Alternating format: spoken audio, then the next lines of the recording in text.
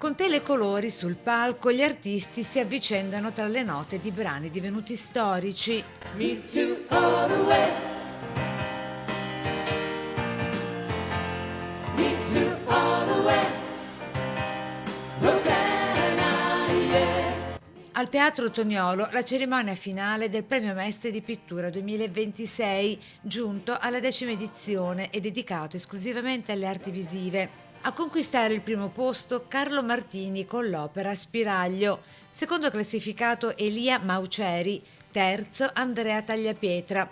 La giuria, presieduta dallo storico dell'arte Gianfranco Marianello, composta da figure di rilievo del panorama artistico nazionale, insieme a rappresentanti della comunità artistica locale. Spiraglio è questa unione che nel mio dipinto ho voluto rappresentare, ovvero la vegetazione che sta all'esterno, che un po' alla volta noi tutti abbiamo necessità di rimpossessarci. L'ambiente è volutamente disabitato da persone, però c'è la presenza umana,